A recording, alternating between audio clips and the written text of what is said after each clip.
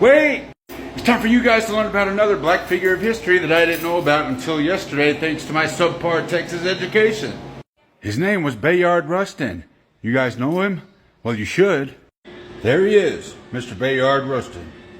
He was an openly gay civil rights leader, and at least for a little while was one of Martin Luther King Jr.'s right-hand men. He was the architect on one of the big marches to Washington, the March for Jobs and Freedom in 1963. And for this they called him an organizing genius. He was born in Westchester, Pennsylvania on March 17, 1912. He had no relationship with his father, and his mother, who was 16, he thought she was his sister.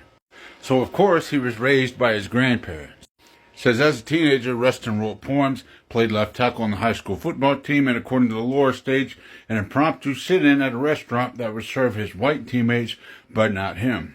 When Rustin told his grandmother he preferred the company of young men to girls, she simply said, "I suppose that's what you need to do." Right on, Grandma. Now in his college years, he pretty much jumped around from college to college. He also joined the Young Communist League, though he soon quit the party after it ordered him to cease protesting racial segregation in the U.S. Armed Forces. He was already on the radar of J. Edgar Hoover's FBI. The FBI looking at protesters. What the fuck? Disappointed when the 1941 March on Washington was called off, Rustin joined the pacifist Reverend A.J. Musta's Fellowship of Reconciliation, and when FOR members in Chicago launched the Congress of Racial Equality in 1942, Rustin traveled around the country speaking out. He actually served 3 years in prison for not going to the draft board. While in prison, he angered officials with his desegregation protests and his open homosexuality, so they sent him to a higher security prison. Once released, Rustin embarked on Corps' 1947 Journey of Reconciliation, an early version of the Freedom Rides, to test the Supreme Court's ruling in Morgan v. Virginia that any state forcing segregation on buses crossing state lines would be in violation of the Commerce Clause. It was a noble attempt, but Rustin soon found himself on a chain gang in North Carolina. He kept getting arrested for peaceful protesting, He was actually such a pacifist that in 1948 he went to India to a World Pacifist Conference. And he went there to learn the ways of Mahatma Gandhi. Before then, however, was shame.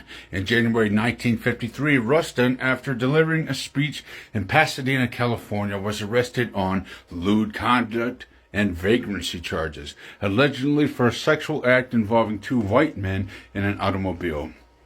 With the FBI's file on Rustin expanding, FOR demanded his resignation. He went on to say that I know now that for me, sex must be sublimated if I am to live with myself and in this world longer. Then in 1956, he went to Alabama to support Dr. King and the Montgomery bus boycotts. And he played a key role in teaching to Dr. King Gandhi's teachings. And he helped the cause by writing publicity material and organizing carpools. But it wasn't actually the FBI that caused one of his lowest points. It was Mr. Adam Clayton Powell of New York City. He had learned that Dr. King and Mr. Rustin were planning a march outside the Democratic National Convention in Los Angeles. He said he would tell the press that Dr. King and Mr. Rustin were lovers if they went through with it. So Dr. King did drop Mr. Rustin, but he continued playing a key role in the background of the Civil Rights Movement, with his greatest organizing feat being the March for Jobs and Freedom in 1963. And here we are once again with a great and powerful figure of history that I knew nothing about before yesterday.